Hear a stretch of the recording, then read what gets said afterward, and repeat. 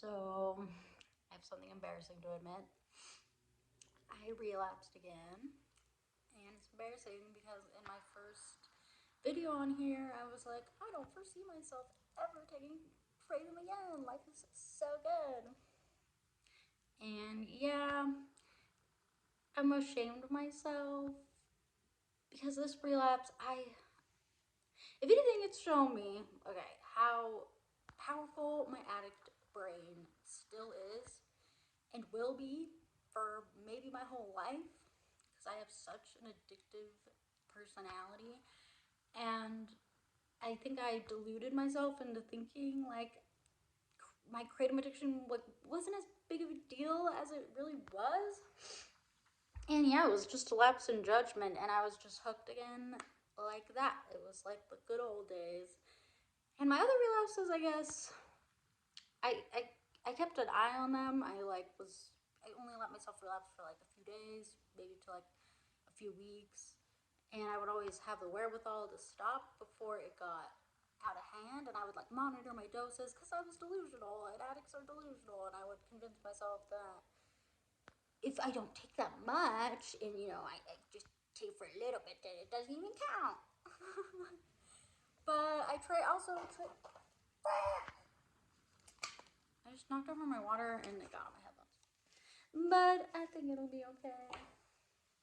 Anyway, my brain kind of feels like mush because I'm like currently withdrawing, and it's like been like a little over 24 hours, so everything's hitting me and I'm feeling really sweaty, and it's not terrible because this relapse only lasted like a month, but I was taking a lot. I like let myself, I just threw caution to the wind, and I was like right up back to my old high doses, and there was like, it was kind of a thrill because I was like, this is so bad. Like, I know I shouldn't be doing this, but something in my brain, because I just miss drugs, you guys. I just miss them. I romanticize them. That's the problem. One of many problems. But it's so glamorous, like in my mind. When I like love being sneaky. I love being like just like a I kind of have this, I don't know how to say it other than like a romanticized version of my addict self and addiction in general in my mind. And maybe I'm sure that's a coping mechanism because, yeah, like I don't want to acknowledge how like gnarly my kratom addiction really was. And I hope I'm making sense. I'm a little bit like, yeah, like I said, my brain just, but for some reason it felt important to film this while I was like starting to really withdraw. Cause I'm feeling really vulnerable, and like I've been crying so much today.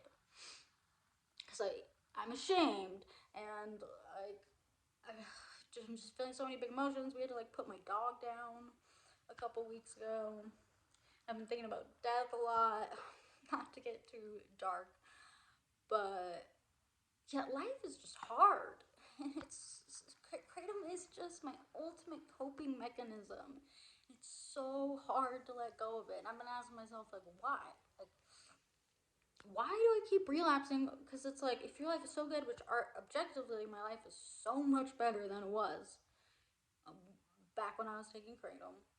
And it's like, I know it's so fucking bad for me.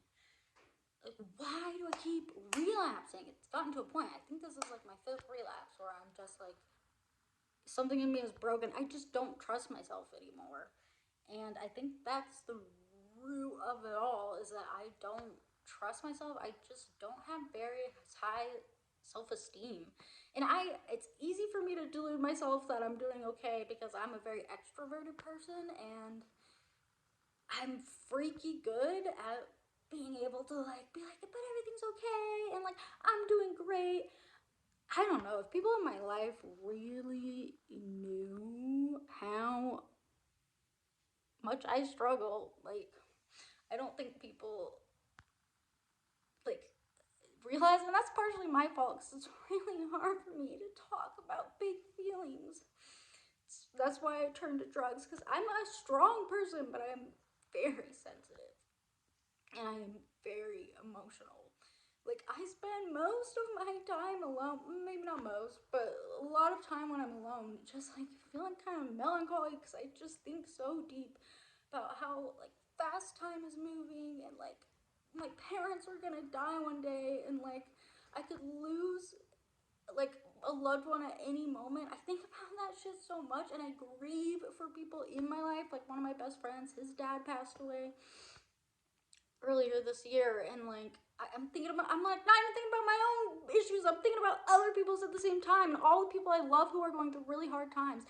I just sit in it, and that's why I crave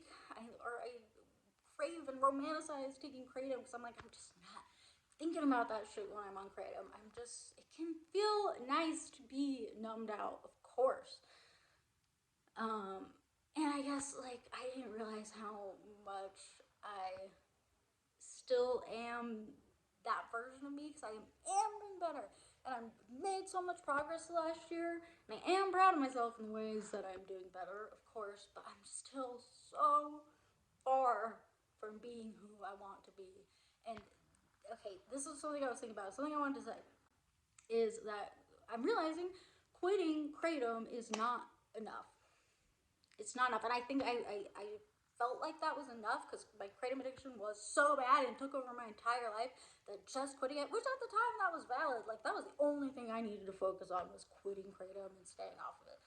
But you can only be in that mindset for so long because then you've got to fix the bad habits that you had on kratom. There's still so much healing to do other than just stopping to take it. It's done some serious damage. Kratom did some serious damage to me on top of damage that was like in trauma that was already there. And I'm just not doing the fucking steps I need to do. Like, or I didn't, I haven't been, like quitting vaping. It's like that's the next thing. I gotta quit vaping. It's so bad for my health. And I know it makes my anxiety worse. But it's a coping mechanism. I love my coping mechanisms. And making music, like actually, I just scared my cat. She jumped. Healthier diet, like my freaking sleep schedule, kratom fucked it up. I stay up till 3, 4 in the morning, and I love it, you guys. I crave it. When I was on kratom, that was like the only time I was happy. It was like ecstasy to me to be, because kratom would keep me up. It has stimulant-ish effects, and it would like keep me up until like 3, 4 in the morning, and I would just do my weird little act shit, probably scrolling most of the time. But I loved it because I was like, no one can get to me, and I felt validated in not doing anything, like just fucking around. So I was like, nobody's even awake. Like this is such a valid time to nobody's gonna try to talk to you. I don't know. That was like my safe space was from like 11 at night to like 3 in the morning.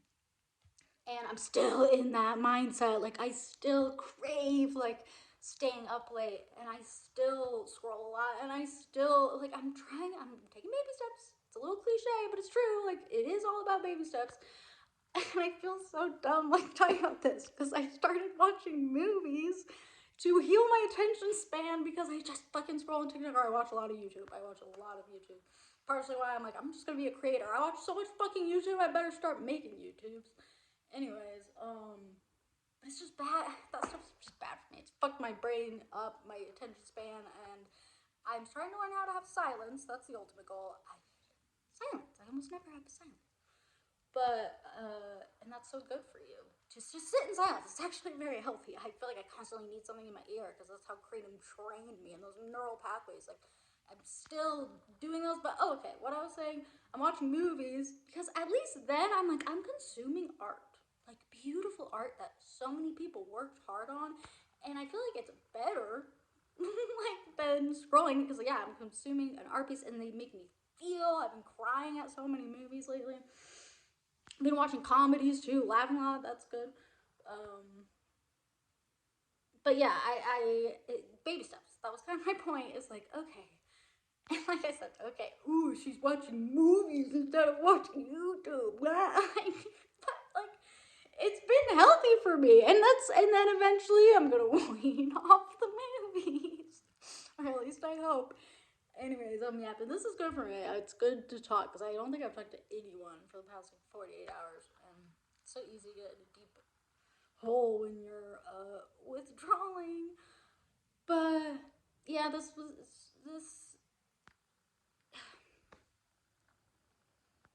know. I feel like it's time for me to go. I feel like I've made my points. Really, I just want to come on here and be vulnerable. And I'm like, oh, if anybody like gets it, if anyone's relapsed on Kratom, like so many times, they're so frustrated at themselves. Maybe this makes you feel better because like it's so hard, dude.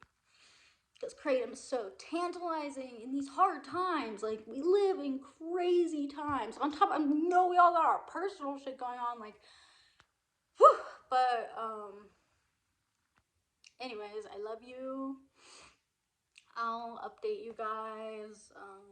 I kind of want to chronicle this withdrawal journey, at least like the first week maybe, because it's just a vulnerable like place to be in, and I'm sure I'm gonna be thinking a lot.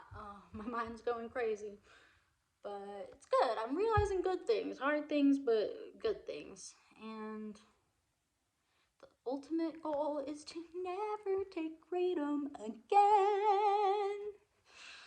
Cause fuck Kratom. Okay, bye.